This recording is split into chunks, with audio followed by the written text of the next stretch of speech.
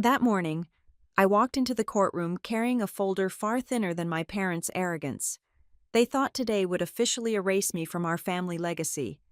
They had no idea the woman they labeled their useless daughter spent 6 months quietly tracking every bill, signature, and penny the dead could no longer defend. They certainly never expected that by the end of the hearing, the judge would be the one to leave the room in dead silence. My name is Paisley Hughes, and I am 34 years old. The heavy oak doors of the Belmere County Courthouse felt slick and damp beneath my palms as I pushed them open on that relentlessly rain-soaked morning in November. The weather outside was bleak and unforgiving, a fitting backdrop for the business of tearing a family apart piece by piece. The air inside the old building smelled of wet wool, damp floorboards, and the sour, distinct scent of nervous sweat that clung to the wooden benches. It was the smell of a place where desperate people came to argue about money, morality, and the fractured things left behind by the dead. I wore a dark gray coat, chosen specifically because it was a garment that demanded absolutely no attention and offered no apologies. It was a piece of muted armor woven from unremarkable threads, meant to shield me from the scrutinizing gazes I knew were waiting inside. Under my left arm, pressed tightly against my ribs, I carried a single thick document folder. It was not a chaotic mess of loose papers or haphazard handwritten notes. It was a precisely organized, lethal system. Every single tab was color-coded. Every page was numbered sequentially. Every receipt, every ledger entry, and every medical record was meticulously indexed and cross-referenced. I walked slowly down the central aisle of the courtroom, my sensible heels making a dull, steady, rhythmic sound against the ancient wood floor. I kept my gaze fixed forward. I did not look at the gallery, though I could feel the collective, heavy weight of nearly 100 pairs of eyes pressing sharply into my back. This was Belmere. In a small town like this, a vicious family inheritance dispute was infinitely better entertainment than anything broadcast on a television screen. The wooden pews behind me were packed tight with nosy neighbors, former high school teachers, local business owners, and wealthy members of the suburban country club my parents frequented every Sunday. I knew exactly what they were whispering to one another behind their manicured hands. I knew the tragic, compelling story they had been eagerly fed over the past 6 weeks. At the plaintiff table, situated on the right side of the room, sat the two architects of that very story, Douglas and Marianne Hughes, my parents.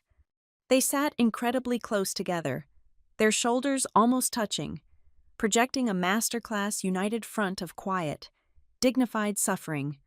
My mother wore a conservative, high-necked navy dress, her posture rigid and perfect, a delicate lace handkerchief clutched tightly in her pale hand like a theatrical prop waiting for its designated cue. My father sat with his hands folded neatly on the polished wood of the table, wearing a tailored suit that looked expensive but suitably subdued, perfectly chosen for a man mourning a terrible loss he only pretended to feel in his heart. Beside them sat their chosen legal counsel, Trent Bell. He was a man whose entire lucrative career was built on the kind of aggressive arrogance that often masqueraded as folksy charm. He wore a custom-tailored charcoal suit that undoubtedly cost more than a full month of my rent, and his heavy silver watch caught the harsh fluorescent light every time he confidently adjusted his stiff cuffs. Trent possessed the easy, relaxed confidence of a lawyer who was accustomed to winning his cases long before he ever opened his mouth to speak. He relied entirely on forceful first impressions and the loud, persistent projection of his client's supposed victimhood. As I walked past their table, he leaned toward my mother, whispering something low that made her nod with tragic, slow dignity. We were all gathered here today to fight over the last remaining pieces of a woman my parents had spent their entire adult lives quietly dismissing. The case officially listed on the court docket was the dispute over the estate of Corinne Vale. She was my maternal aunt, my mother's older sister, and she had taken her final, laboring breath exactly 6 weeks ago. She died leaving a massive, echoing void in my chest that ached with every beat of my heart. But to the rest of the room, her death was simply a lucrative transaction. She had died, leaving me the sole ownership and full management rights of an aging commercial property located right in the middle of Archer Square. The Archer Square building was by no means a glamorous or modern piece of real estate. It was a solid, three-story structure of faded red brick, heavily weathered by decades of brutal northern winters. It housed a traditional barber shop, a small independent bookstore that always smelled of vanilla and dust, and a quiet notary office on the ground floor. The upper floors held dusty storage spaces and Corinne's own modest, sunlit apartment. To the wealthy developers eyeing the town square, it was an ugly eyesore, but it was not just a building. It was her entire life's work, carefully maintained and fiercely protected against a changing, greedy world. And in the final, quiet months of her life, she had signed a legally binding codicil, ensuring it would become entirely mine. My parents had formally filed a petition to completely invalidate that final codicil. Their official court documents claimed that Corinne had been heavily manipulated, that her mind had rapidly slipped into dementia in her final days, and that she entirely lacked the necessary mental capacity to understand what she was signing away. But their real argument, the poisonous one they had effectively seeded throughout the gossip networks of Belmere, was much simpler and much uglier to defend against. They claimed I was the classic prodigal daughter who had selfishly abandoned her loving family, cut off all contact for years out of spite, and only swooped back into town because I caught the strong, irresistible scent of an easy inheritance. The low murmurs in the packed gallery swelled slightly as the heavy wooden door directly behind the elevated bench swung open. The armed bailiff called the room to order with a booming voice, and everyone rose to their feet. Judge Miriam Kessler walked in and took her seat. She was a formidable woman in her late 60s, with iron gray hair pulled back into a severe, uncompromising knot at the nape of her neck, and sharp, calculating eyes that missed absolutely nothing. She had a terrifying reputation in this judicial district, one that routinely made slick lawyers like Trent Bell sweat nervously under their expensive collars. Judge Kessler actively despised cheap theatrics. She possessed a lethal, well-documented intolerance for people who tried to manipulate her courtroom with fake tears and emotional displays, and she despised even more the sheer arrogance of those who thought she was too old or too foolish to see right through their well-rehearsed performances.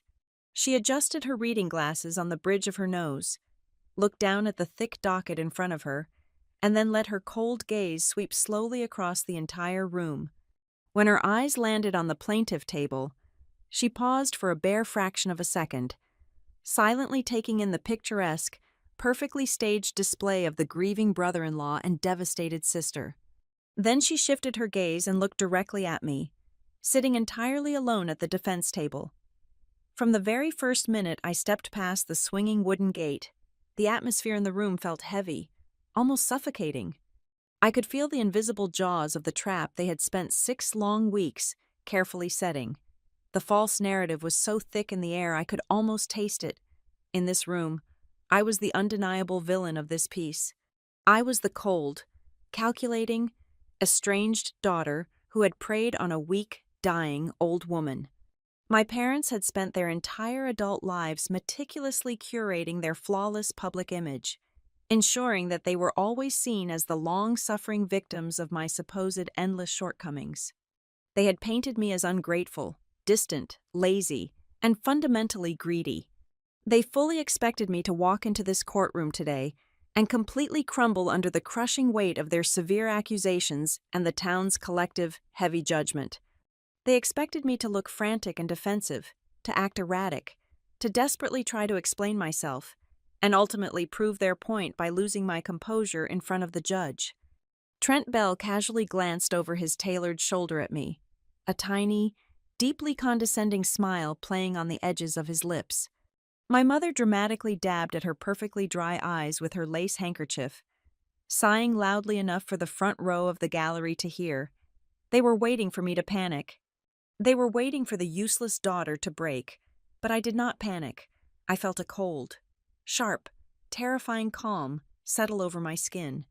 It was the specific kind of calm that comes not from an ignorance of the present danger, but from a place of absolute, exhaustive preparation. I reached out and unbuttoned my dark gray coat, sliding it smoothly off my shoulders and draping it neatly, deliberately over the back of my heavy wooden chair. I sat down, feeling the solid wood beneath me, grounding me in the reality of the room. I brought my color-coded folder to the exact center of the dark mahogany table. I opened the thick cover, revealing the pristine, perfectly aligned stacks of paper hidden within: bank statements, tax records, maintenance logs, medical timelines, hundreds of pages. Every single lie they had confidently told, every financial discrepancy they arrogantly thought no one would ever bother to notice, was cleanly mapped out right in front of me. I reached into my leather bag and pulled out a simple, inexpensive black pen. I placed the pen gently on the table, aligning it perfectly parallel to the bottom edge of the open folder. I adjusted the thick stack of documents so they sat exactly squarely in front of me, making sure every corner was perfectly flush. I did not look across the aisle at my parents. I did not look at their smug, overpriced lawyer. I did not look back at the gallery full of people who firmly thought they knew the truth of my story. I kept my eyes fixed firmly on the undeniable evidence of my aunt's life and the documented proof of my family's relentless greed. I sat there in the heavy silence, breathing slowly, feeling the immense pressure continue to build in the breathless room. I did not look like a frightened daughter who had come back home to beg for forgiveness or understanding, nor did I look like a desperate thief trying to poorly justify a stolen prize. I looked exactly like what I was trained to be: a cold, meticulous professional who had come to complete a final, devastating audit. I grew up in a house where love was not a given baseline, but a heavily conditional, tightly controlled currency. In our fiercely polished home, every single action, every minor choice, and every spoken word was rigorously evaluated against a single, unyielding metric. The only question that truly mattered was whether or not it made the family look good to the outside world. There were absolutely no physical bruises on my skin, no shattered porcelain plates thrown in anger against the pristine kitchen wall, and no dramatic, screaming matches that ever threatened to bring the local police to our manicured front lawn. My parents were far too civilized, far too concerned with their standing in the community, for that kind of loud, overt cruelty. Their specific method of breaking a person down was much quieter, much more refined, and infinitely more eroding. They whittled away at my core sense of self with a constant, freezing drizzle of casual, sophisticated disdain. I was never a rebellious or difficult child. I did not sneak out of second-story windows at midnight. I did not fall into bad, dangerous crowds. And I never once brought a single ounce of public scandal to their pristine doorstep. I maintained a steady, consistently high grade point average, secured a quiet part-time job shelving books at the local town library the exact moment I turned 16 years old, and deliberately made myself as small, compliant, and low maintenance as humanly possible. But in their eyes, my quiet, steady stability was never considered a valuable asset. It was always viewed as a glaring, embarrassing deficit. To them, my lack of noise was an unforgivable lack of ambition. My refusal to dominate a room was a personal failure that reflected poorly on their parenting. My father viewed my meticulous, careful nature with a thinly veiled, naked contempt. He was a man who thrived exclusively on grand, sweeping gestures, loud, booming handshakes, and the kind of forceful, aggressive charisma that dominated local country club meetings. Whenever I spent a solid 3 hours organizing the chaotic, overflowing family filing cabinet into a perfectly alphabetized system, or carefully balancing my own meager teenage checkbook to the exact, precise penny, he would walk past my small bedroom and shake his head in profound disappointment. He openly called my focused efforts incredibly petty and entirely trivial. He told me, usually over a heavy crystal glass of expensive evening scotch, that people who focused on the small, unseen details were permanently destined to spend their entire lives working as invisible drones for the superior people who actually had the vision to look at the big, important picture. My mother, on the other hand, weaponized her constant disappointment with a soft, deeply pitying tone that was somehow far worse than any outright, screaming anger. She was a woman who navigated our affluent suburban society like a highly trained, seasoned diplomat, constantly collecting influential friends and lucrative social connections with a terrifying, calculated efficiency. She would frequently sigh, adjusting her perfect pearls, and loudly tell her wealthy tennis partners that I simply lacked the necessary bounce required to succeed in life. She told anyone who would listen that I had absolutely no idea how to properly network or charm a crowded room, loudly lamenting that I was simply, fundamentally incapable of ever doing big things. It quickly became a rigid, suffocating, and completely inescapable pattern. Whenever I achieved something objectively impressive or academically difficult, it was immediately and ruthlessly downgraded. It was either dismissed as a stroke of pure, unadulterated luck, or it was confidently attributed to the suddenly lowered academic standards of the institution granting the award. When I won a highly competitive regional analytical essay contest out of over 2,000 desperate applicants, my mother simply smiled a tight, entirely bloodless smile and told our dinner guests that the judges must have been looking for something quaint and ordinary that specific year. Conversely, every minor, entirely normal human misstep I made was violently and disproportionately magnified. Every tiny flaw was instantly transformed into undeniable, solid proof of my inherent genetic inadequacy. If I failed to secure the absolute top percentile score on a difficult standardized test, or if I did not get formally invited to the most exclusive, highly coveted social event of the autumn season, my father would deliver a long, solemn, painfully condescending lecture. He would sit me down in his dark wood study and meticulously explain how I fundamentally lacked the right, aggressive stuff needed to survive and thrive in a highly competitive, modern world.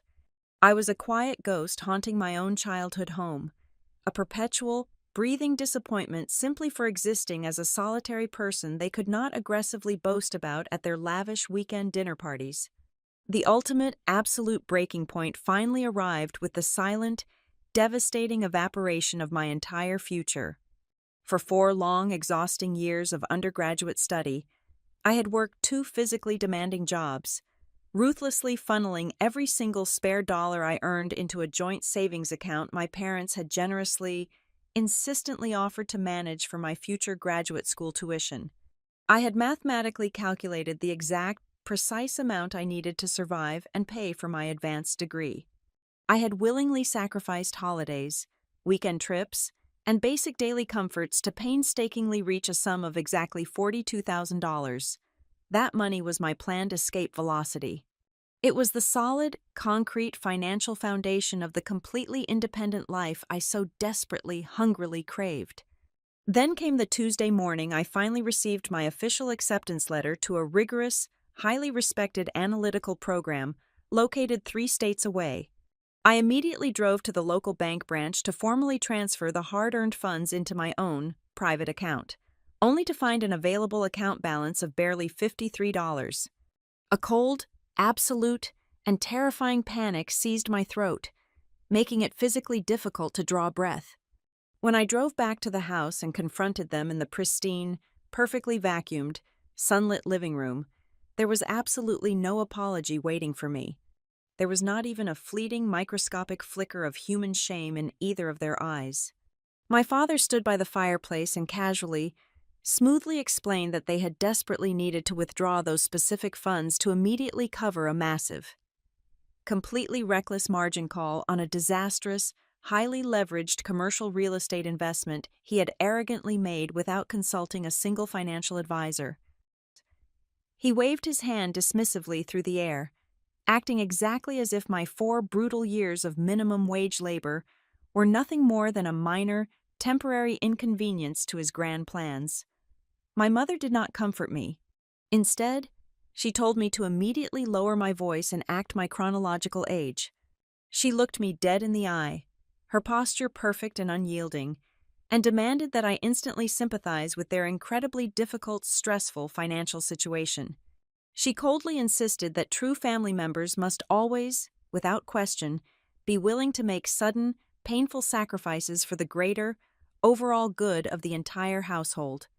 That was the exact, crystalline moment the final, fragile, fraying thread, holding me to them completely snapped. The subsequent, final argument did not actually explode over the stolen money itself. The money was already gone, permanently vanished into the bottomless black hole of my father's misplaced, unearned ego. The fight was entirely, exclusively about their breathtakingly arrogant, utterly entitled attitude. As I stood there in the center of the room, looking closely at their profoundly untroubled, deeply self-righteous faces, a horrifying, liberating realization finally crystallized in my mind. I suddenly realized that to them, my only tangible, measurable value was my ability to remain perfectly silent and willingly absorb the heavy consequences of their massive failures while pretending those failures were actually noble virtues. I was fully expected to be a convenient, quiet sponge for their countless mistakes and a silent, uncomplaining prop for their desperately fragile self-image. I did not yell. I did not shed a single, solitary tear. I simply turned around on my heel and walked silently up the carpeted stairs to my bedroom. I methodically packed 2 heavy canvas suitcases with only the clothes I absolutely needed. I left the town of Belmere exactly 4 hours before the sun even thought about rising over the distant eastern town limits. I did not leave a dramatic, tear-stained note on the kitchen counter. I drove my old, beaten-up sedan for 6 straight, exhausting hours, rented a tiny, cramped, deeply unremarkable apartment in a sprawling, entirely anonymous northern city, and immediately changed my personal cellular phone number. I spent the next several years methodically, deliberately constructing a brand new, meticulously organized existence.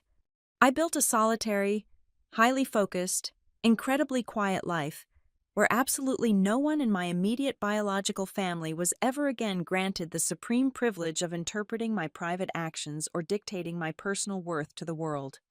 In the incredibly deafening heavy silence of my permanent, self-imposed exile, there was only one single person who absolutely refused to twist my sudden, unannounced absence into a malicious, unforgivable sin. That person was Corinne Vale. She lived entirely alone in her modest, dust-filled apartment located directly above the quiet businesses operating in the old Archer building, constantly surrounded by towering, precarious stacks of old, leather-bound books and the steady, comforting hum of the commercial street located directly below her living room window. She did not aggressively bombard my new phone with hysterical, guilt-tripping voicemails, and she never once demanded that I explain myself to the very people who had coldly, casually robbed me of my future. Instead, she deeply respected the hard, unforgiving boundary I had suddenly drawn with the sheer, raw desperation of a badly cornered animal. Every few weeks, completely unprompted, my phone would ring on a quiet Sunday afternoon, and her raspy, deeply grounded voice would come clearly through the small speaker. She never once asked if I was finally going to apologize to my parents. She never once asked when I was planning on coming back home to fulfill my supposed, imaginary familial duties. She only ever asked me one single, profoundly simple, incredibly heavy question: are you living true to yourself? Corinne was a woman carved entirely from the heavy, pragmatic bedrock of northern practicality.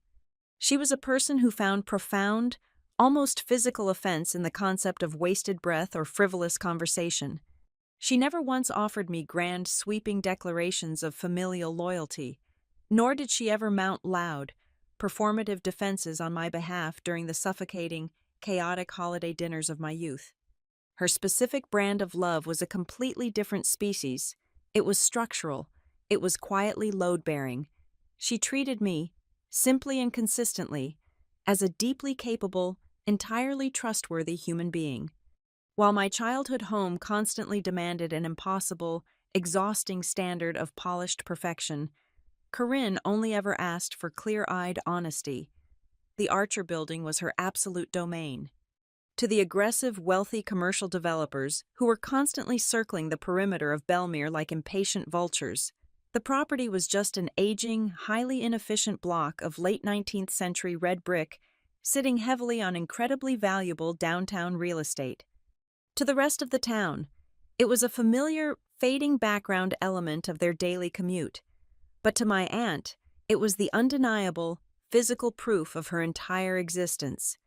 And to me, it was the singular, quiet sanctuary where I was actually allowed to finish a complete, complex thought without being swiftly corrected, ruthlessly managed, or loudly spoken over. I vividly remember sitting on her worn, olive green velvet sofa when I was a teenager, listening to the muffled, rhythmic thrum of the town outside, smelling the faint, comforting mixture of binding glue from the bookstore below and the sharp medicinal scent of barbicide from the ground floor barber shop.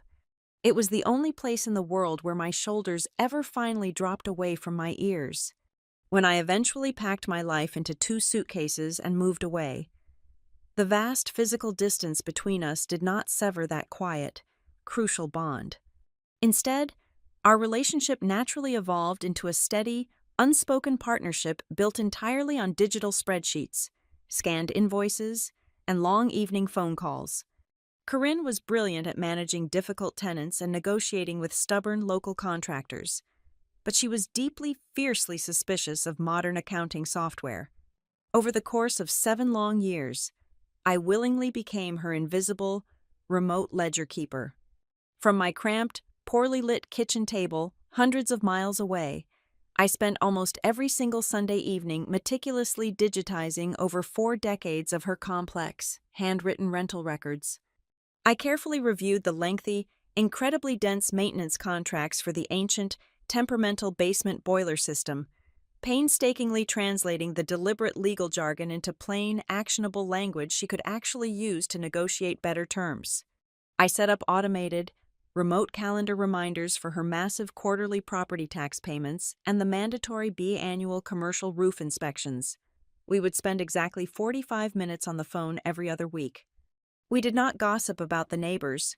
We did not discuss my parents. We discussed the frustrating 12% annual increase in commercial liability insurance premiums, the persistent plumbing issues severely affecting the ground floor washrooms, and the slight, highly calculated annual adjustments to the commercial storefront leases. It was precisely in these dry, deeply numerical conversations that I felt truly, profoundly valued. I was not a disappointment to her. I was a trusted colleague guarding her fortress. The shift in her normally steady tone did not happen suddenly. It arrived much like a slow-moving, freezing weather front, a gradual, creeping accumulation of subtle, chilling pressure. It started somewhere right around her 78th birthday. During our routine evening calls, her usually crisp, direct updates about the state of the building began to carry a heavy, trailing edge of deep, uncharacteristic suspicion. She casually mentioned that my father had suddenly taken to dropping by unannounced on Tuesday afternoons, bringing aggressively cheerful attitudes and expensive bakery pastries she told him she could not eat. She noted that my mother was suddenly intensely curious about the structural integrity of the external brick facade and the remaining lifespan of the roof. But the true, blaring alarm bells always rang whenever Corinne purposely steered our conversation toward the building's substantial, well-funded capital reserve accounts. Those were the crucial, closely guarded funds she had painstakingly built over 40 long years, specifically designed to protect the historic property from sudden, catastrophic disasters. Whenever she merely mentioned the existence of that specific money, she noted, the entire atmosphere in the room would completely change. The casual, supposedly friendly family visits felt less like familial duty and far more like quiet, predatory reconnaissance. Then came the first physical warning. It arrived on a heavily raining Wednesday, entirely unprompted, shipped via priority overnight service. Inside the small padded mailer, wrapped simply in a piece of plain white printer paper, was a heavy brass spare key to the reinforced solid wood door of her private home office. Exactly 3 weeks later, a second, much heavier package arrived at my apartment. This one contained a thick, securely sealed manila envelope. Across the front, written in her sharp, unmistakable, angular handwriting, was a single, chilling directive. Open only if they start rushing. I held that thick envelope in my hands for a very long time, standing perfectly still in my small kitchen, feeling the undeniable physical weight of the paper and the immense, invisible burden of what it undoubtedly represented. I called her that exact same evening, my voice tight and thin with a rapidly rising, fiercely protective panic.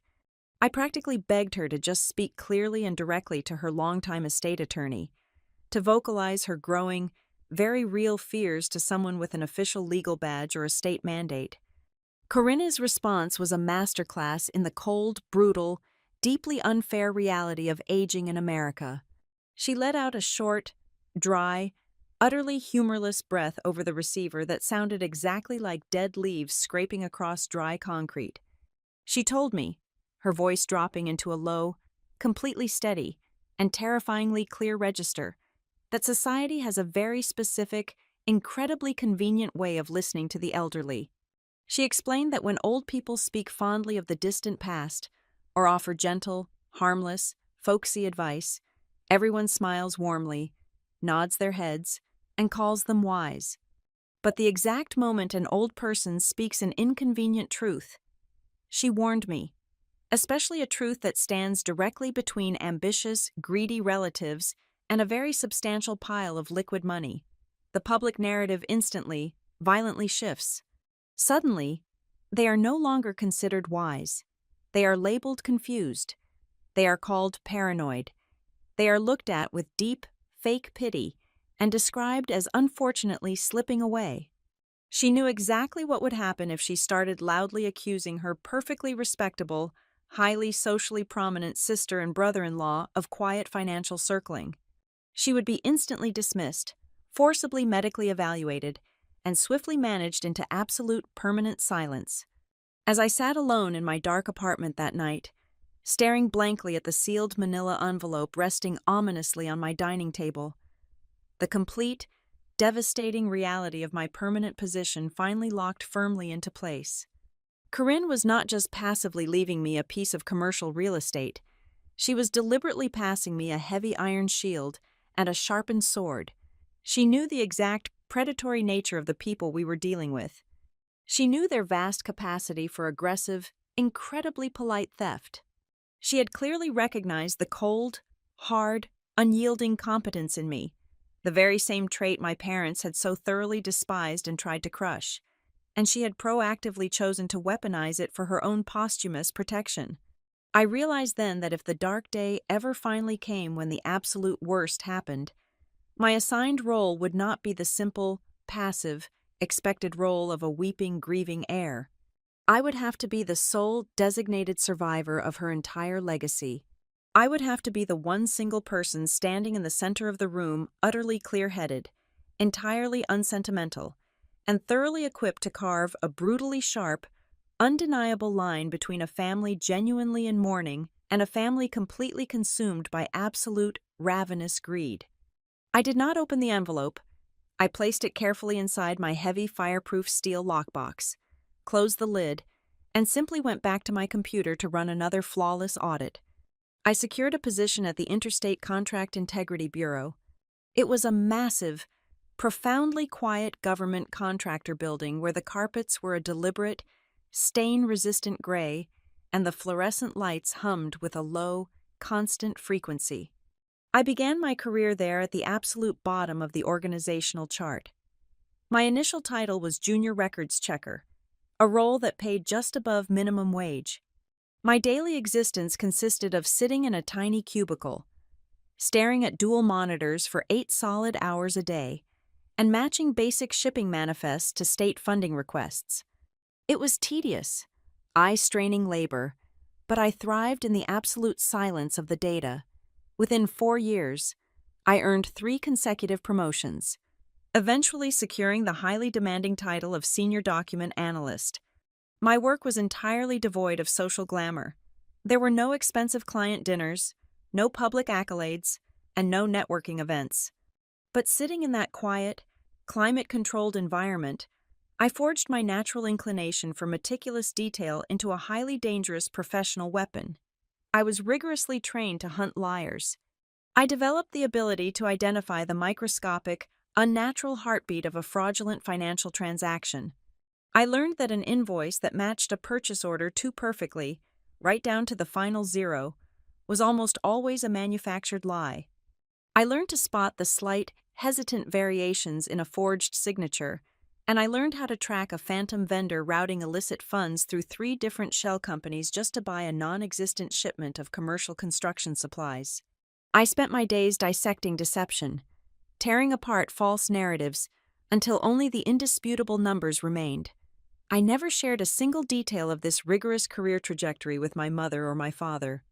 I knew from decades of bitter, exhausting experience that any solid piece of personal information I handed them would immediately be thrown into their twisted public relations machine. If I told them I was a senior analyst handling complex fraud investigations, my father would undoubtedly mock the bureaucratic, government nature of the title to my face. Conversely, my mother would wildly exaggerate my authority to her wealthy country club friends, claiming I was some sort of high-powered executive just to artificially inflate her own social standing. So, I offered them absolutely nothing. I actively starved them of my reality. In the total absence of actual facts, they simply constructed a brand new, highly convenient fictional narrative about my life. While I was quietly building a solid, financially secure career and saving tens of thousands of dollars, they were actively whispering over crystal wine glasses at their weekly dinner parties that I was deeply, tragically struggling. They told their influential acquaintances that I was bouncing between meaningless, unstable odd jobs, living in quiet squalor in a dangerous neighborhood, and that my foolish, stubborn pride was the only thing preventing me from crawling back to Belmere to beg for their financial mercy. They painted themselves as heartbroken, endlessly patient figures, waiting for a wayward, ungrateful child who refused to see reason. It was a beautiful, tragic story, and they played their parts flawlessly. I let them tell their comfortable lies to the town because it kept them entirely focused in the wrong direction, away from the quiet life I was building. Meanwhile, back in Belmere, Corinne began to physically decline. It was not a sudden, dramatic cinematic collapse, but a slow, deeply frustrating loss of physical stamina. Her lungs grew weak, her breathing became labored during the humid summer months, and her daily mobility slowly dwindled to the confines of her third-floor apartment. Despite the hundreds of physical miles between us, I managed the entire back end of her life from my kitchen table. Over the course of 12 months, I consistently wired thousands of dollars from my own private savings directly into her personal checking account to ensure she never once missed her quarterly property tax deadlines. I paid the exorbitant commercial liability premiums for the Archer building, and I completely funded the emergency plumbing repairs when the second-floor pipe system inevitably failed during a brutal January freeze. Every single time I suggested taking a 2-week leave of absence from the bureau to drive back and stay in her spare bedroom to help her directly, she forcefully rejected the idea. She insisted I stay exactly where I was, maintaining my distance. Her refusals never felt like a rejection of my company or my care. Instead, her raspy voice over the phone always carried the tight, calculating tone of someone carefully arranging vital pieces on a chessboard. She was waiting for a very specific, inevitable moment, and she needed me safely out of sight, entirely off my parents' radar, until the trap was completely and perfectly set. Then, the waiting abruptly ended. A minor respiratory infection rapidly escalated into a severe, cascading medical complication, and Corinne passed away on a quiet Thursday morning. The shock of her death was a heavy, breathless blow to my chest. It felt as though the only anchor connecting me to my own history had suddenly snapped. But the formidable legal machinery she had meticulously put in place activated almost instantly, leaving absolutely no room for immediate emotional collapse. The very following afternoon, her longtime estate attorney contacted me to formally read the recently updated will. Corinne had left absolutely nothing to chance or interpretation.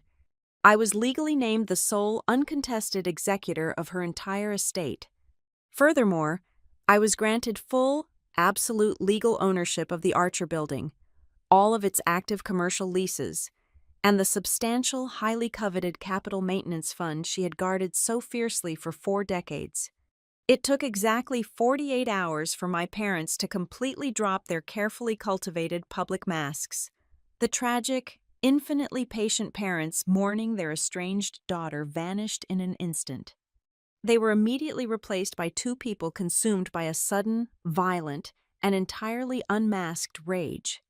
After years of absolute silence on their end, my phone began to vibrate constantly with an endless stream of incoming calls and aggressive digital messages.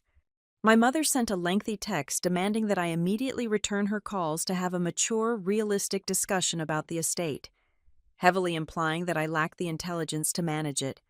My father sent an incredibly formal email insisting that a terrible, obvious administrative mistake had been made by a confused old woman, and that the property rightfully belonged to the immediate, local family who had supposedly cared for her.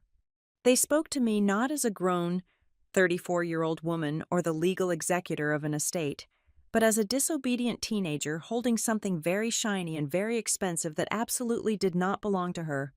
They firmly believed that if they yelled loudly enough, applied enough immediate social pressure, and utilized their standard tactics of profound condescension, I would simply panic, fold under the weight of their disapproval, and hand over the keys to the kingdom. They fundamentally misunderstood who I had become and what I did for a living. I muted my phone, ignoring their endless, frantic notifications. I walked into my quiet bedroom and retrieved the heavy steel lockbox from the dark space at the back of my closet.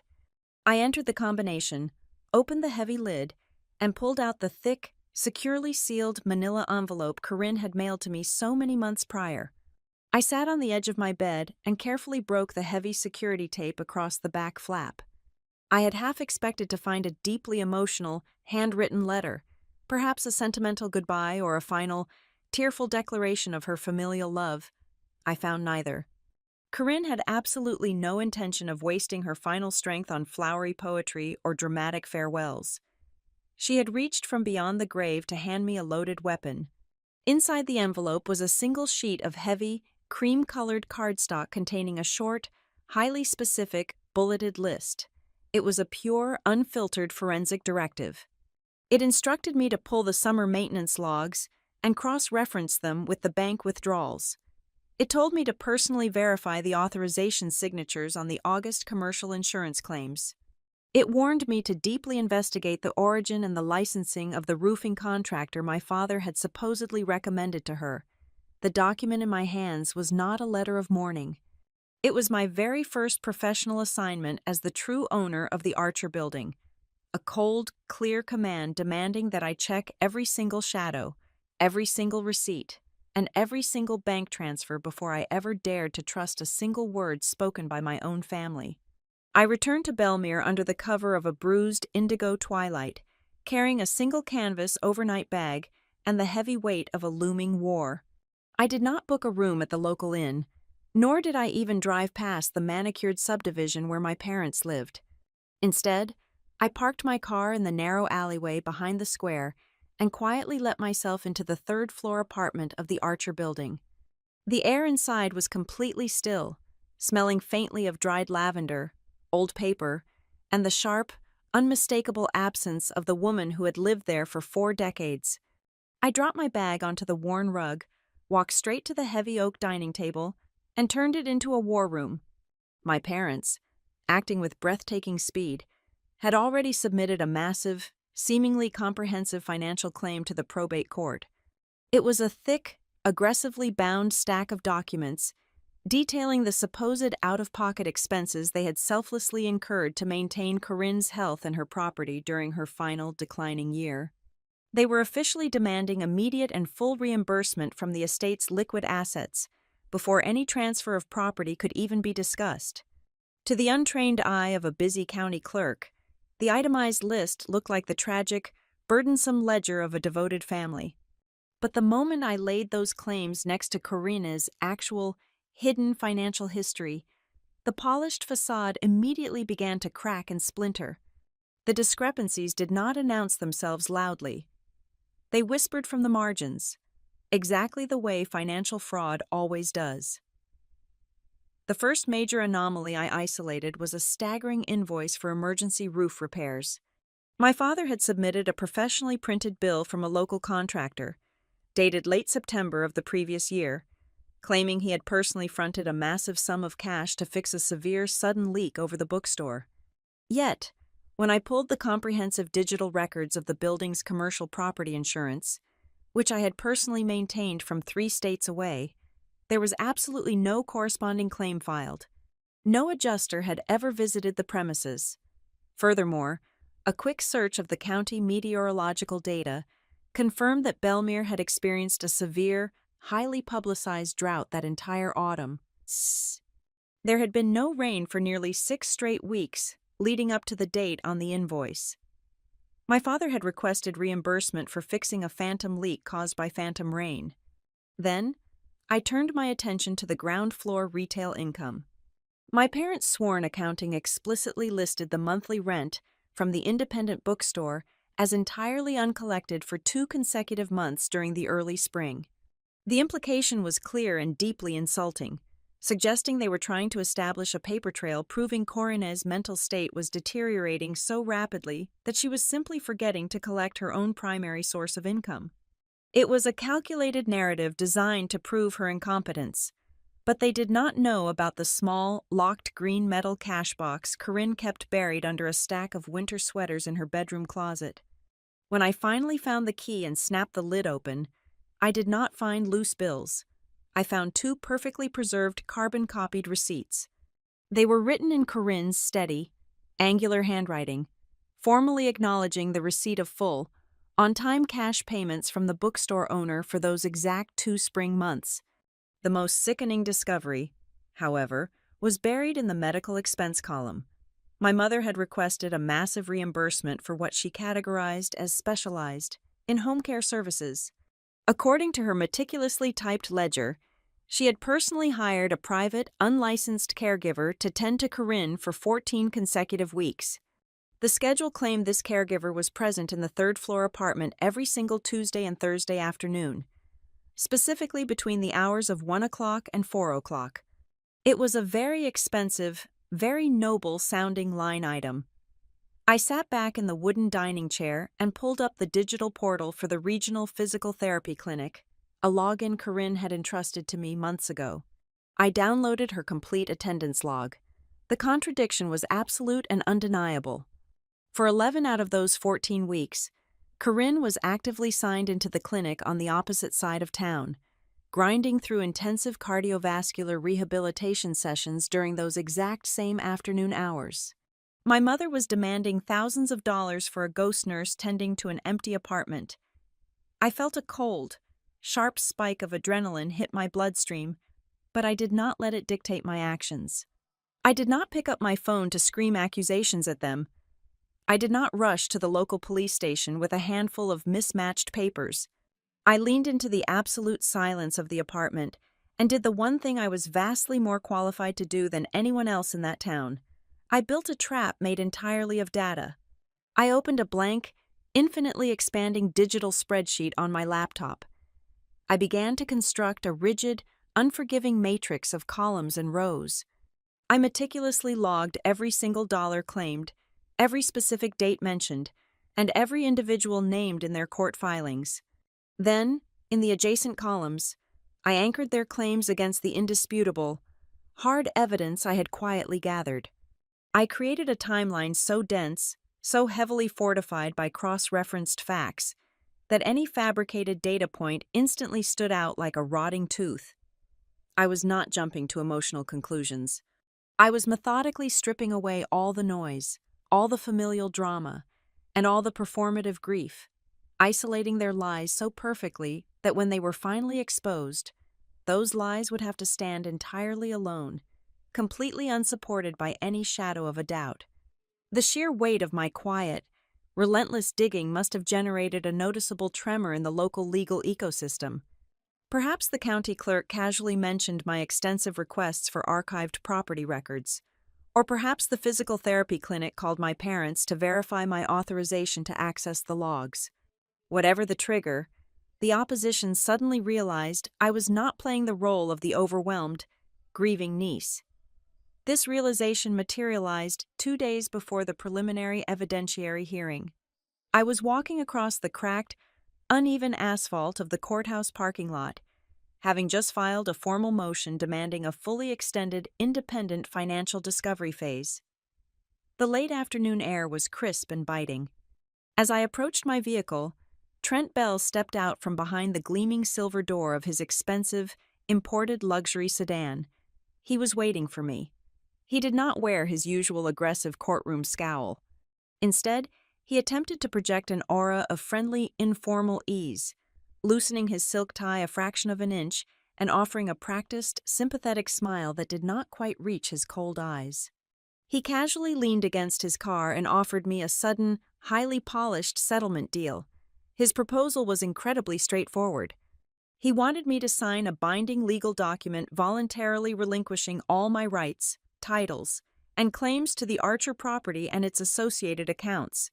In exchange, he promised to facilitate a highly generous, completely tax-free lump sum payment, wired directly and quietly into my personal bank account by the end of the current business week. He framed it as a profound favor to me. He called it a dignified, mutually beneficial exit strategy, a painless way for me to secure a massive financial windfall without the agonizing stress of dragging our family's private, painful grief through a muddy, highly public, and incredibly humiliating local trial. He stood there, jingling his car keys in his tailored pocket, fully expecting me to seize the lifeline. He fundamentally believed I was terrified of public confrontation.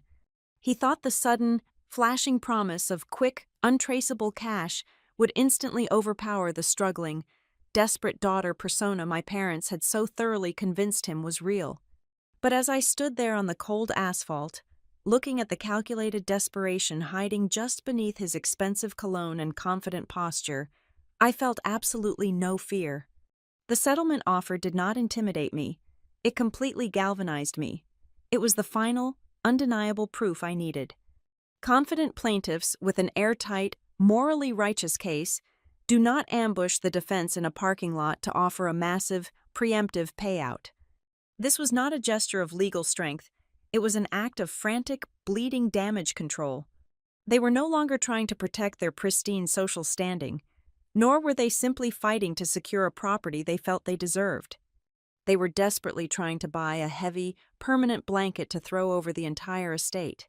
The offer made me absolutely certain that my parents did not just want to win a civil lawsuit, they were terrified. They desperately needed to cover something massive up, and they needed the Archer building legally sealed and quietly liquidated before someone with my specific set of skills looked any closer at the decaying, fraudulent foundation they had built underneath it. I politely declined his offer, got into my car, and drove back to the apartment to add a new column to my spreadsheet. I stepped out of the narrow stairwell and walked directly into the ground floor bookstore. The tiny brass bell above the door chimed a bright, cheerful note that felt entirely out of place given the heavy nature of my visit. The air inside smelled deeply of vanilla, decaying paper, and binding glue. Nora Baines, a woman with striking silver hair and severely framed reading glasses, was standing behind the heavy mahogany counter. She did not offer me the usual Hollowtown condolences or pitying looks. Instead, she reached underneath the register and pulled out a thick, meticulously bound stack of carbon copy receipts. She placed them completely flat on the glass counter between us. She looked me straight in the eye and told me she had heard the vicious, terrible rumors my parents were actively spreading through the neighborhood. They had officially claimed to the court that Nora had missed 2 entire months of rent during the early spring.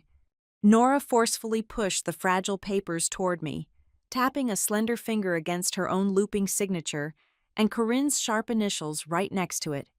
She stated with absolute unyielding certainty that she had never missed a single payment in 20 long years of doing business in the Archer building. I left the quiet sanctuary of the bookstore and walked next door to the barber shop. Leon Mercer was slowly sweeping a pile of gray hair across the black and white checkered floor. When he saw me step through his door, he immediately stopped working and leaned his substantial weight heavily against his wooden broom handle. He did not waste my time with pleasantries or small talk. He vividly remembered a specific Tuesday afternoon when my mother, Mary Ann, had confidently marched into his busy shop. He told me she had loudly and aggressively demanded his monthly rent payment right then and there, insisting it must be paid entirely in untraceable cash. She had confidently told him that Karine's accounting system was a total, chaotic mess and needed immediate reorganization by someone capable. Leon knew in his bones that was a blatant, manufactured lie. Corinne was the most rigorously organized woman he had ever met in his life. She had never once asked for cash in 4 decades. He told me he had refused my mother, which had sent her storming out onto the sidewalk in a bitter rage. At the far end of the ground floor hallway was the small, windowless notary office. The older gentleman who ran the operation had been officially stamping and sealing legal documents for my aunt for over a decade. He ushered me into his cramped workspace and quickly shut the heavy door behind us. He looked deeply uncomfortable, his hands trembling slightly, but his eyes were determined to speak the truth. He confessed in a low whisper that during the oppressive heat of the late summer months, my father, Douglas, had come down to the office several times. My father had aggressively pushed Corinne to sign her name to completely blank legal forms. The notary recounted how my father had used a sickeningly sweet, patronizing voice, telling Corinne it was simply a smart precaution in case she got too tired later in the week to handle administrative tasks. The notary had forcefully intervened, flatly refusing to place his official state seal on empty pages. That absolute refusal had made my father incredibly angry, leading to a loud, shouting argument that echoed down the quiet hallway. The fragile, meticulously constructed story my parents had presented to the judge was actively cracking and splintering faster than I could document it on my laptop. I left the Archer building and walked 1 block over to a quiet residential street to speak with a neighbor whose backyard directly faced the rear entrance of Corinne's home. The neighbor, an elderly woman who missed nothing, invited me into her neat living room and immediately pulled up the archived footage from her doorbell security system on her digital tablet. The glowing timestamp on the grainy, black-and-white video read exactly 11:45 at night on a humid Tuesday in late August. The screen clearly and undeniably showed my father sneaking quickly out of Corinne's back door. Tucked tightly and protectively under his right arm was a thick blue plastic file box. I knew that specific box incredibly well. It had always lived securely on the very bottom shelf of Corinne's private study, strictly holding her most sensitive personal notes and private financial ledgers. I rushed back up to the 3rd-floor apartment and sat down heavily at my dining table. I needed to trace the origin of the massive, fraudulent roof repair invoice my father had confidently submitted to the probate court. I accessed the state business registry online and pulled the official formation documents for the limited liability company prominently listed on the printed billhead. It took me less than 40 minutes of intense, focused cross-referencing to unravel the entire fraudulent thread. The roofing company was not a professional, licensed contractor firm at all. It was a tiny, invisible shell entity registered to a generic commercial mail drop located behind a rundown strip mall 2 towns over. When I finally found the registered owner's name buried in the secondary tax documents, my blood ran completely cold in my veins. The owner of the company was a man who went fly fishing with my father every single summer. It was a fake, manufactured company designed entirely to print legitimate-looking invoices and silently siphon thousands of dollars of estate money directly into their pockets. I desperately needed to find out what had actually happened to that blue box from the video. While sorting through Corinne's heavy winter coats in the dark hallway closet later that evening, my fingers brushed against cold metal. I pulled out a small, heavy brass key hidden deep inside a left pocket. I instantly recognized the manufacturer brand deeply engraved on the metal head. It belonged to the row of secure, reinforced storage lockers down in the damp basement of the Archer building. I walked quickly down the echoing concrete steps into the cellar and located locker number 4. The key turned smoothly and silently in the heavy lock. Inside, sitting entirely alone on the rusted metal shelf, was the exact same blue plastic file box my father had been carrying in the security video. Corinne must have somehow realized he had stolen it, forced him to return it under threat, and then immediately locked it away in the one place he would never think to look. I carried the box upstairs, my heart hammering fiercely against my ribs, and opened it under the bright light of the kitchen pendant lamp. Inside, resting carefully on top of a thick stack of old bank statements, was her daily spiral notebook. The lined pages were filled with short, sharp, clearly dated observations written in her familiar handwriting. One entry from early July simply read that they actually think I do not notice the rent money actively going missing. Another entry from late August stated that Marianne confidently told the neighbors, Paisley will never come back to this town to check on anything. The final entry, written just 3 short weeks before her unexpected death, was a stark, terrifying realization. It read that she desperately needed to change the terms of the will before they pushed her any harder into a corner. The absolute most devastating piece of evidence, however, was not written on a piece of paper. Tucked securely into the very bottom corner of the blue plastic box was Corinne's old, discarded cellular phone.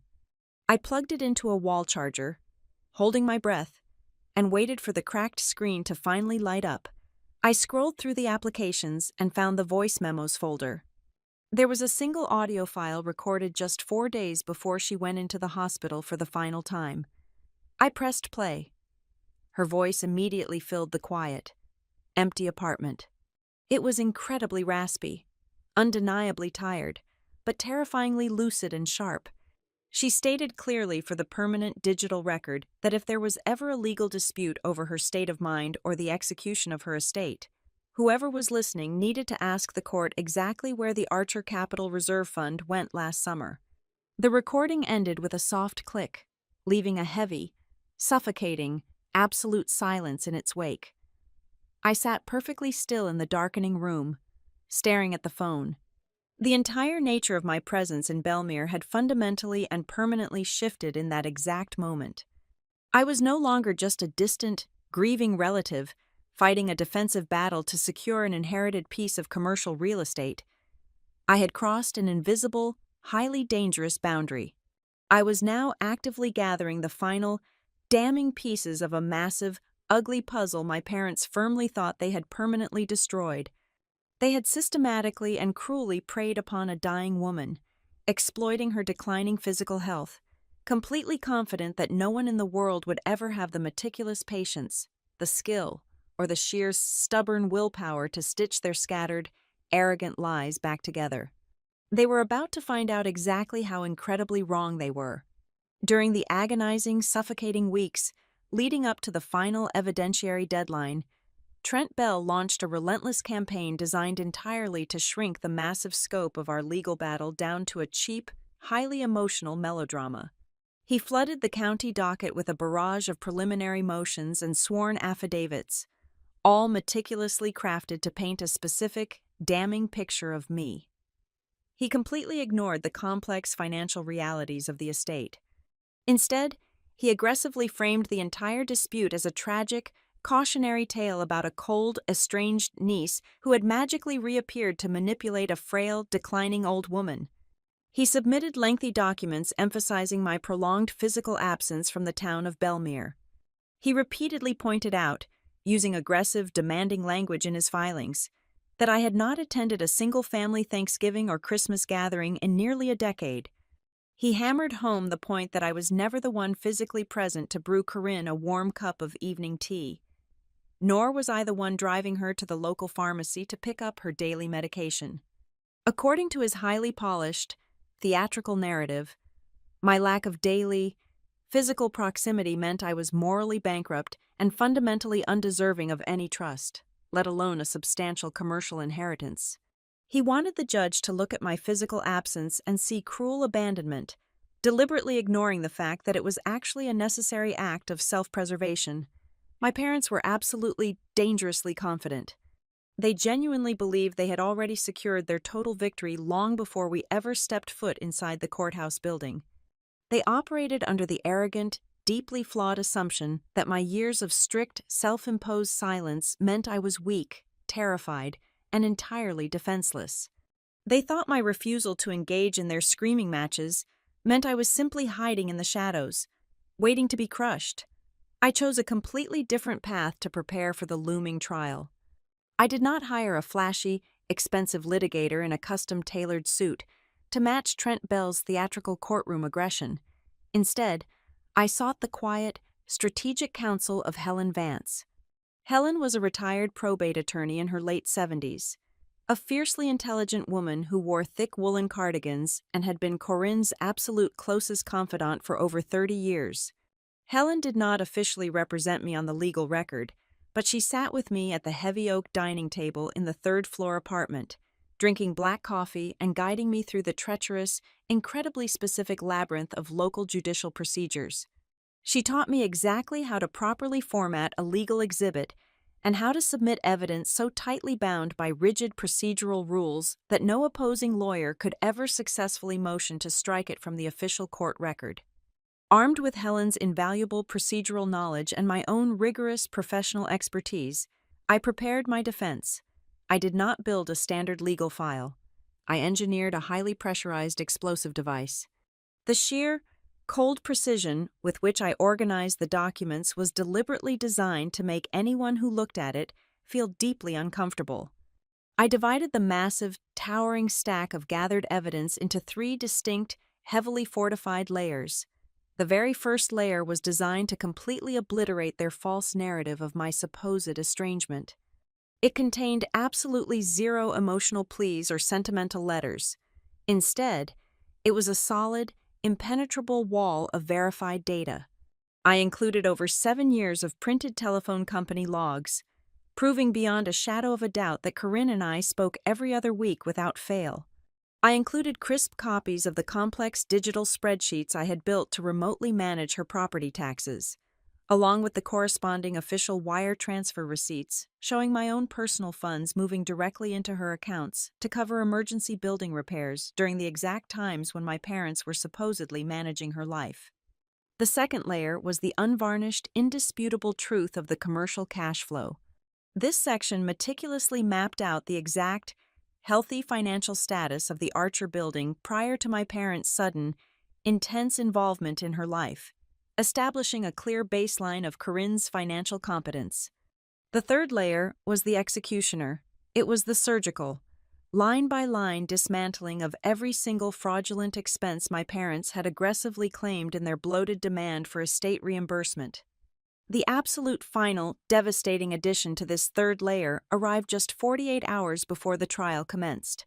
While I had previously viewed Corinne physical therapy attendance through an online patient portal to confirm my suspicions, digital screenshots are notoriously easy for a slick lawyer to dismiss as unverified or easily altered in a court of law. I desperately needed the ironclad, legally binding proof.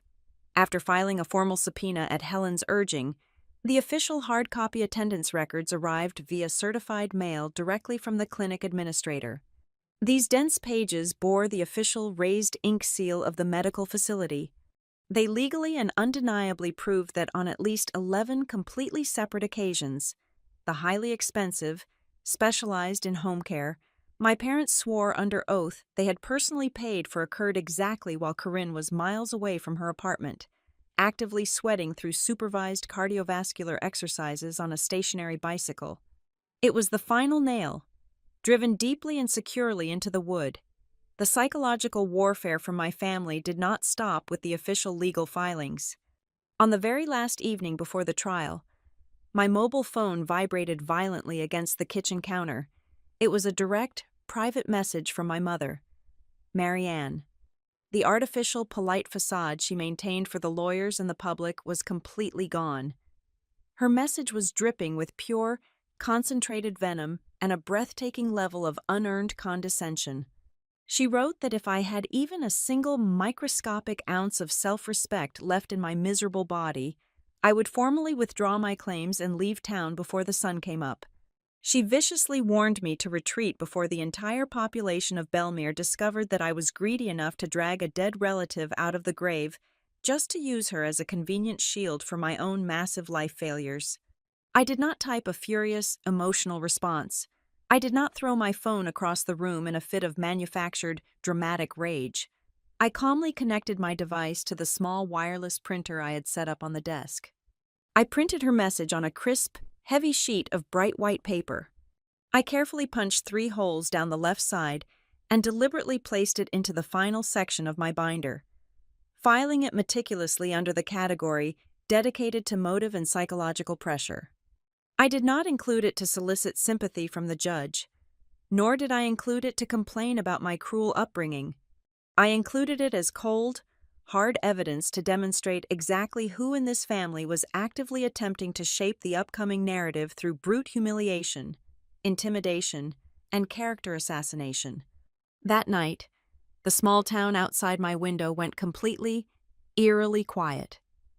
I sat entirely alone in the dark kitchen of the third-floor apartment. The only illumination came from the vintage street lamps surrounding the historic square below, casting long, distorted yellow shadows across the cold glass window panes and onto the worn wooden floorboards. I traced the deep, familiar grain of the heavy dining table with my fingertips, feeling the heavy history embedded in the wood. For my entire life, my parents had tightly controlled the story. They had possessed the absolute power to dictate my reality, to bend the truth to fit their comfortable, pristine public image, and to punish me with their relentless, suffocating disappointment whenever I failed to reflect their glory. But tomorrow would be fundamentally different. Tomorrow, I would walk into that heavy wood-paneled courtroom. I knew they would attempt to tell the exact same old story. I knew they would try to bend reality one last time with their well-rehearsed tears, their expensive suits, and their perfectly practiced outrage. But as I sat there in the quiet dark, I felt a profound, terrifying sense of absolute peace wash over my shoulders. I realized that tomorrow morning, I would no longer be forced to simply sit back in silence and absorb their heavily distorted version of the past. Tomorrow, I was going to force their comfortable, arrogant lies to brutally and publicly collide with undeniable black ink and white paper. Trent Bell stood up from the heavy mahogany table, buttoning his custom-tailored suit jacket with a practiced, fluid motion that drew the eyes of everyone in the gallery. He approached the solid wooden podium in the center of the room with the easy, measured stride of a man who was entirely comfortable on this specific stage. When he finally spoke, his voice was rich, perfectly modulated, and expertly designed to carry all the way to the very last row of the packed courtroom without ever sounding like he was raising his volume. He opened his presentation by immediately painting a vivid, highly unflattering portrait of my character. He described me not as a grieving relative mourning a profound loss, but as a cold, calculating opportunist who had spent the better part of a decade comfortably ignoring her family from hundreds of miles away. According to his smooth, incredibly persuasive narrative, I was a total stranger who had magically and conveniently materialized back in my hometown the exact second the heavy keys to a highly valuable commercial property were ready to change hands. He paced slowly back and forth in front of the elevated bench, gesturing with open, seemingly honest palms as if he were simply a reasonable man trying to make logical sense of a deeply tragic situation. He insisted that the court must look closely at the undeniable physical reality of proximity. He stated loudly that true familial care requires physical presence, holding hands in hospital rooms, and making daily, exhausting personal sacrifices, absolutely none of which I had provided. When Trent finished painting his masterpiece of character assassination, he gracefully yielded the floor to my father.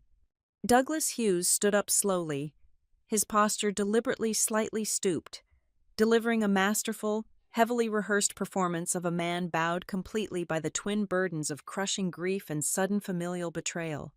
He adjusted his dark tie and looked up at Judge Kessler, with eyes he had somehow managed to make look damp and profoundly weary. He spoke in a low, gravelly voice, recounting the supposed endless hours he and his wife had spent managing the brutal, daily realities of an aging, confused woman. He confidently claimed they were the only ones actively navigating the complicated healthcare system, maintaining the sprawling brick building, and providing the crucial emotional anchor Corinne so desperately needed during her decline. He paused for dramatic effect, letting a heavy, ragged sigh escape his lips, before turning his gaze slightly toward my table. He told the court that while they were doing the hard, exhausting labor of being a real family, I was absolutely nothing more than a distant digital ghost. He claimed my only contribution to Corinne's final years was sending the occasional, sterile email, or making a brief, obligatory phone call on major national holidays. Then, the meticulously choreographed rhythm of the plaintiff table abruptly shifted. My mother, Marianne, stood up. She did not wait for her expensive lawyer to formally introduce her next point.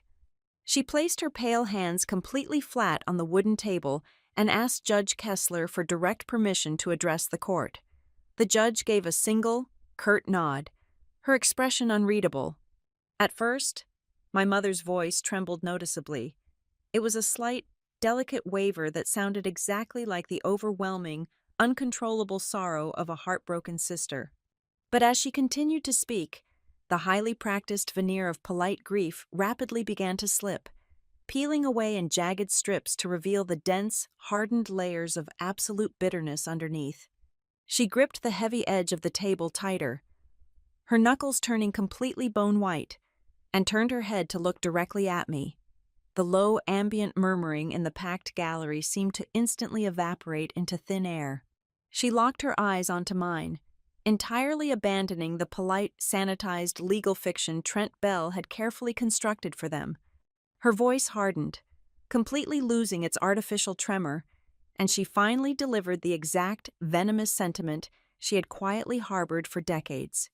She pointed a perfectly manicured finger in my direction and let the words ring out violently across the silent room. She has always been our useless daughter. She is exceptionally good at disappearing when things get difficult. She is incredibly good at making other people clean up her massive messes, but she is utterly, entirely useless when her family actually needs her. The silence that violently slammed into the courtroom following that sentence was absolute and suffocating. It was not the respectful, attentive silence of a captivated audience.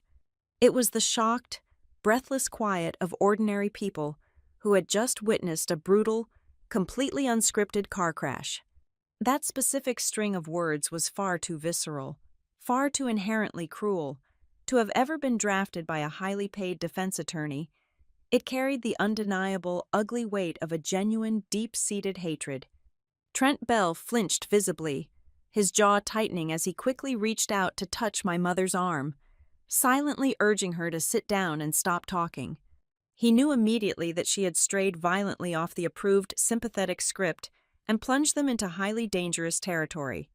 Judge Kessler leaned forward over the high bench, her sharp eyes narrowing as she studied my mother's flushed face, and then she slowly shifted her intense gaze over to me. She was watching me closely, waiting for the inevitable, messy human reaction. She was fully expecting me to break down into angry tears, to shout an indignant denial across the aisle, or to launch into a passionate, defensive speech about my own character. I provided absolutely none of those things. The sharp sting of being called a useless daughter in front of 100 staring people was not new to me. It was simply a loud public broadcast of the quiet, private reality I had survived for 18 years. I did not blink. I did not let a single muscle in my jaw tighten. I simply looked away from my panting mother, turned my attention down to the pristine, meticulously organized binder resting squarely in front of me, and calmly opened the heavy front cover. I lifted the very first stack of documents from the binder. I did not stand up to give a dramatic speech. I did not address my mother or the packed gallery behind me. I simply handed the thick, neatly bound packet to the court clerk standing nearby, requesting quietly that it be officially entered into the permanent record. The packet was exactly 94 pages long. The very first page was a comprehensive summary index I had personally designed to trace every single digital wire transfer I had initiated over the past 84 months. Behind the index were the actual, verified bank statements showing thousands of dollars moving smoothly from my personal accounts directly into Corinne's property tax escrow. Following the financial data were 22 printed pages of our bi-weekly telephone logs, highlighting exactly 104 hours of recorded conversation time over the last year alone. The final section contained the highly technical, annotated maintenance contracts for the Archer building, complete with my own handwritten notes detailing the specific insurance adjustments I had secured for her from 3 states away. It was a massive, impenetrable fortress of silent, undeniable labor. Trent Bell practically leaped out of his expensive chair the moment the clerk handed a duplicate copy of the packet to his table. He flipped frantically through the pages, his eyes rapidly scanning the dense columns of data. He immediately recognized the lethal nature of what I had just submitted. It was not a messy emotional argument he could easily twist to his advantage. It was rigid, mathematical fact. He immediately launched into a loud, aggressive objection, desperately trying to severely minimize the devastating impact of the documents. He waved the heavy packet in the air, his voice rising in volume and losing its smooth polish. He fiercely argued that the court should look at these specific documents with extreme, profound suspicion. He loudly claimed that the files were far too organized, far too perfectly arranged, and far too heavily beneficial to a single, specific narrative. He boldly suggested that normal, grieving family members do not keep completely flawless, color-coded spreadsheets of their daily interactions with their dying relatives. He desperately tried to convince the judge that the sheer, uncompromising tidiness of the packet was, in and of itself, a massive, flashing red flag of deep manipulation and premeditated deceit. It was a weak, frantic argument, and everybody in the room knew it. He was essentially standing in front of a judge arguing that being highly competent was a suspicious crime. I sat perfectly still, my hands resting lightly on the polished mahogany table, and watched Judge Kessler. She did not immediately sustain or overrule his frantic objection. Instead, she slowly lowered the heavy stack of papers onto her desk. She picked up her reading glasses, slid them carefully onto her face, and spent 2 full, agonizingly quiet minutes thoroughly examining the first 3 pages of the wire transfer logs. When she finally looked up, the entire atmosphere in the room had fundamentally shifted. She did not look at me with the weary, impatient tolerance usually reserved for warring, highly emotional family members.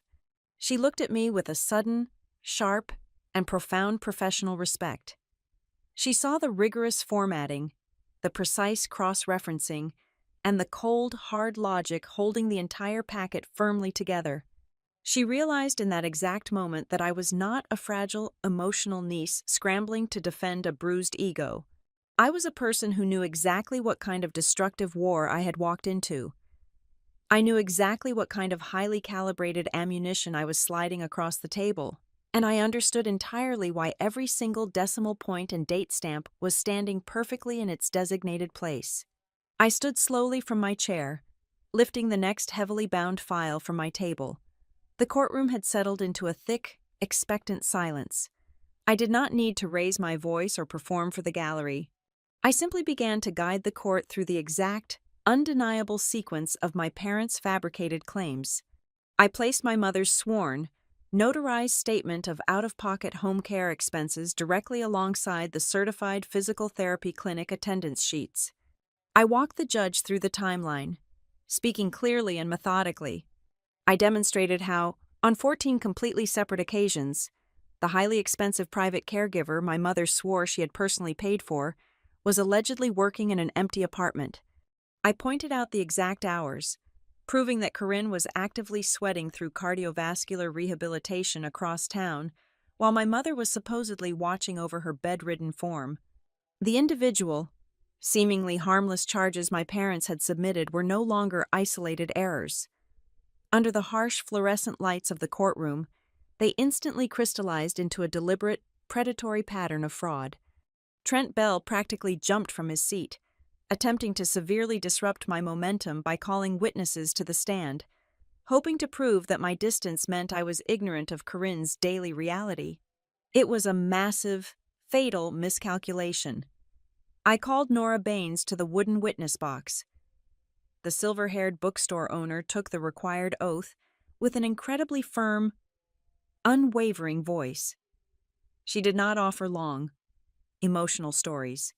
She simply confirmed her signature on the carbon copy receipts I provided, stating unequivocally that she had never missed a single month of rent in 20 years, directly contradicting the official sworn statement my parents had submitted just weeks prior.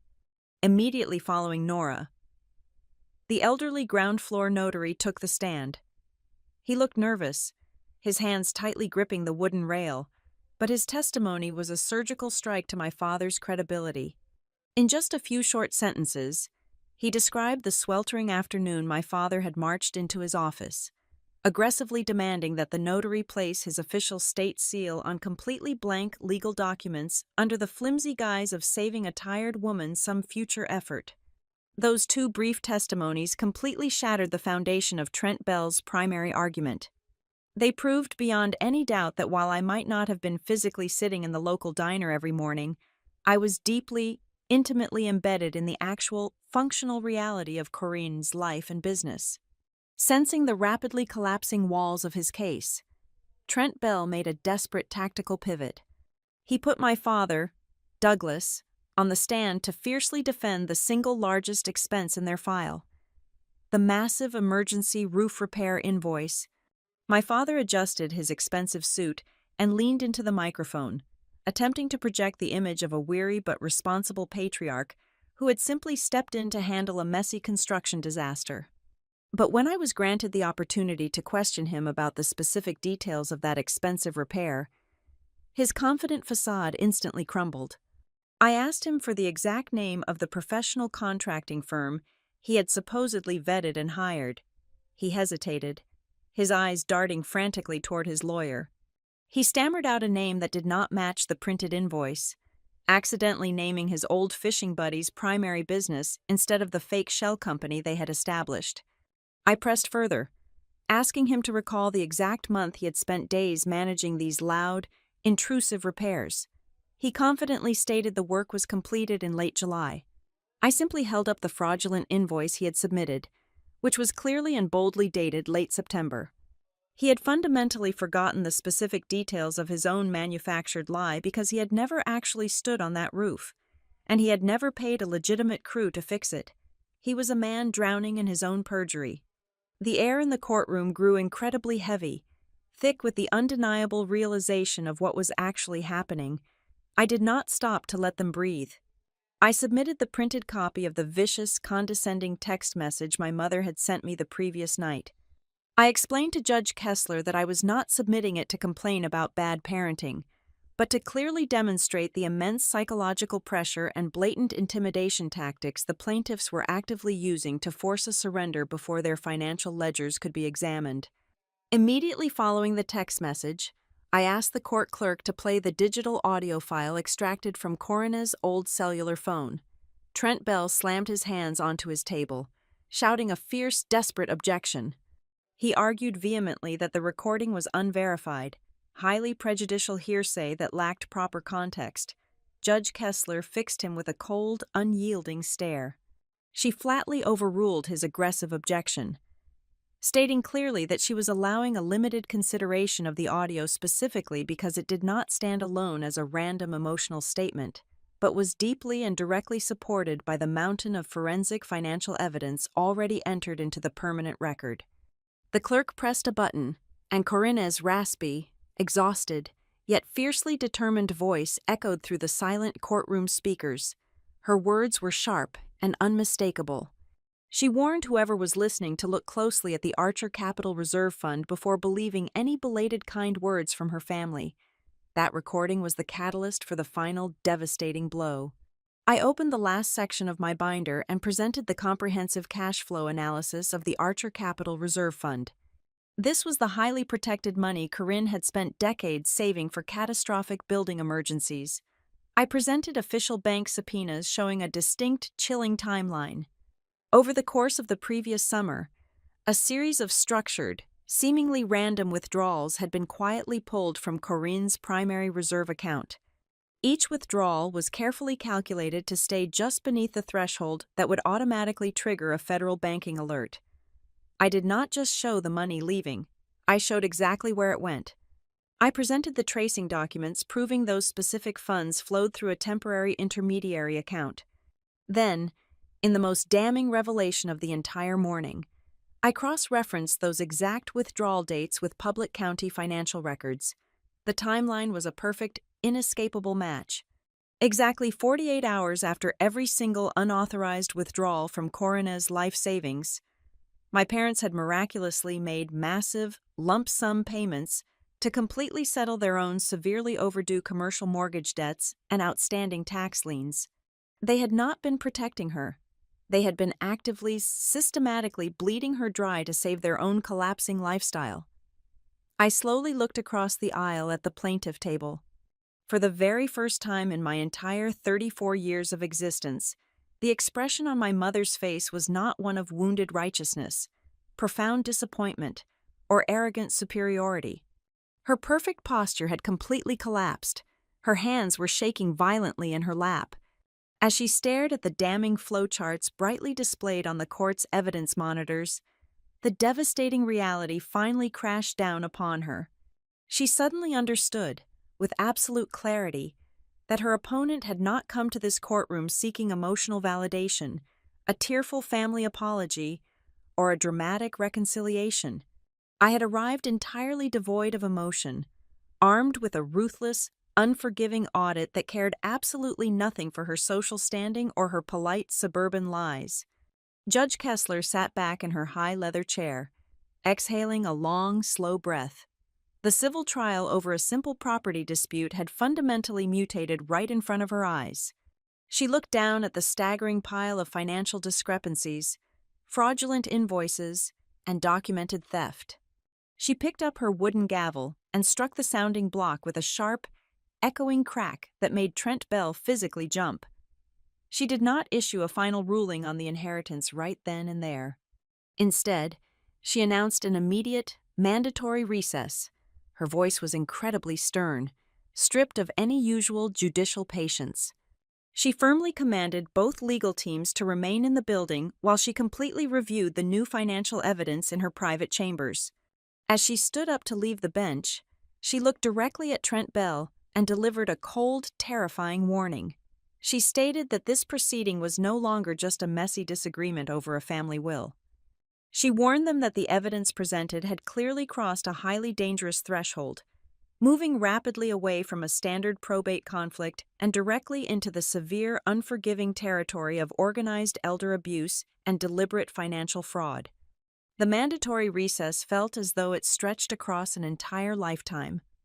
I sat completely motionless at the heavy defense table for exactly 47 minutes.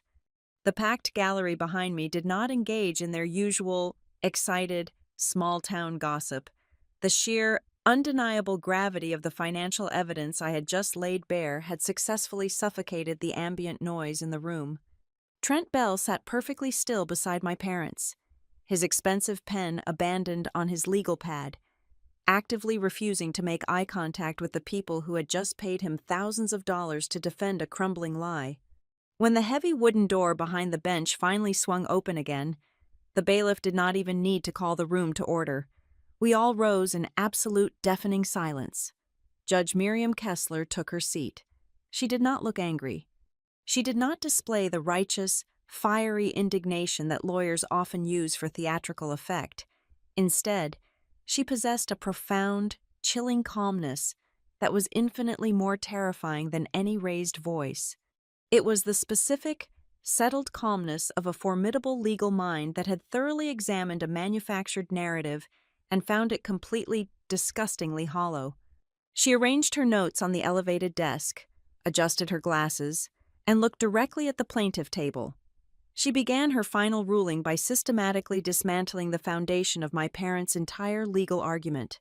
She stated for the permanent court record that Douglas and Marianne Hughes had failed spectacularly to provide even a single credible ounce of evidence suggesting that Corinne Vale was mentally incapacitated, confused, or suffering from undue manipulation during the final months of her life. The judge noted that the extensive documented financial history I had provided painted the exact opposite picture. The evidence clearly demonstrated a woman acting with total lucidity, rigorous preparation, and absolute, undeniable purpose. Judge Kessler stated that Corinne changed her final will and testament specifically because she possessed the sharp, tragic clarity to recognize the immense financial risk approaching her from the very people who shared her own bloodline. Then, Judge Kessler paused. She folded her hands over her legal pad and looked directly into my mother's pale, stricken face. The judge did not speak loudly, but her words carried the heavy, unyielding weight of a falling anvil. "The court has reviewed the extensive evidence presented today," Judge Kessler said, her voice echoing off the high paneled walls, "and the court absolutely does not see a useless daughter sitting at the defense table. What the court sees is the only single human being in this entire room who treated the deceased with genuine honesty, profound competence, and absolute moral responsibility." The impact of that single sentence was physically palpable. It completely inverted the cruel, suffocating label my parents had violently forced onto my shoulders for my entire life. This was no longer just a private, whispered family disagreement hidden behind the pristine, closed doors of a wealthy suburban home. It was a loud, undeniable, public moral judgment delivered from the highest authority in Belmere. My mother physically flinched, shrinking down into her chair as if she had been violently struck. Judge Kessler did not linger on their humiliation. She moved swiftly and decisively through the legal mandates. She officially dismissed the plaintiff's petition to annul the final codicil of the will with extreme prejudice. She formally confirmed my legal status as the sole, uncontested executor of the estate and the absolute, rightful owner of the Archer Commercial Building, including the entirety of its heavily guarded capital maintenance fund. But the absolute, crushing finality of her ruling did not stop with the inheritance. She systematically rejected every single fraudulent claim for out-of-pocket care costs my parents had arrogantly submitted. She explicitly stated that their fabricated invoices and manufactured home care ledgers were an insult to the integrity of the judicial system. Furthermore, she announced that she was legally obligated to forward the entire binder of financial discrepancies, specifically the evidence regarding the abnormal summer cash withdrawals and the fraudulent Shell Company roofing invoice, directly to the State Financial Review Board and the County District Attorney for immediate, further criminal investigation. My parents did not win a single thing. They had walked into the courthouse expecting a swift, profitable surrender. They were walking out facing the total destruction of their social standing and the very real, terrifying prospect of a thorough criminal audit. The gavel fell one final, echoing time, officially closing the session. I carefully packed my laptop and my meticulously organized binders back into my canvas bag. I did not look at the gallery as I walked down the central aisle, but I could feel the intense, shifting weight of the town's perception. The whispering had completely stopped. When I pushed through the heavy wooden doors and stepped out into the wide, echoing marble hallway of the courthouse, I found my parents waiting for me near the large, arched windows. The aggressive, righteous confidence that had defined their entire existence was entirely gone. They looked incredibly small, fragile, and utterly lost. My father, Douglas, took a hesitant step forward. He opened his mouth, desperately trying to find the words to address a woman he was only just now realizing he had never actually known. He looked at me not as a disobedient child, but as an incredibly dangerous adversary he had foolishly underestimated. He managed to stammer out the beginning of a sentence, a weak, fumbling attempt to explain away the unexplainable, but the words died in his throat. My mother stepped up beside him. Her perfectly manicured hands were shaking. She looked at my face and attempted to force out an apology. She whispered that they were just under a lot of stress, that things had gotten out of hand, and that she was sorry for the harsh words she had used in the courtroom. But her apology possessed absolutely no weight. It did not sound like genuine, soul-searching remorse. It sounded exactly like the desperate, frantic sound of a heavy door creaking open only because the person inside suddenly realized the wind had violently shifted against them. They were only sorry because they had been caught, exposed, and stripped of their power. I stood there in the cold, naturally lit hallway, holding my canvas bag, and looked at the two people who had spent my entire childhood slowly eroding my spirit. I felt no urge to scream at them. I felt no desperate, lingering need to hurl insults or demand a deeper, more painful apology. The time for that kind of loud, messy vengeance had passed long ago. I kept my voice perfectly level and completely calm. I told them that I was going to keep the Archer building. I told them I was going to spend the next year carefully restoring the dusty, empty space on the third floor, transforming it into a bright, welcoming public reading and workspace specifically named in honor of Corinne Vale. I looked them straight in the eyes and delivered my final, unyielding condition. I told them that if they ever truly wanted to step foot inside my life again, they would have to completely abandon their comfortable lies. They would have to approach me as people who deeply, fundamentally respected the cold, hard truth. They could no longer walk through my door believing that if they just called me useless long enough and loud enough, the rest of the entire world would eventually believe it. I turned away from them, pushed open the heavy brass doors of the courthouse entrance, and walked out into the crisp, clearing afternoon air, leaving them completely alone with the devastating reality they had built for themselves. Thank you so much for listening to my story today, and I would love to hear where you are listening from in the comments below, so we can connect and share our thoughts together. Please remember to subscribe to the Maya Revenge Stories channel, like this video, and support me further by pressing the hype button so that the story in this video can be heard by many more people.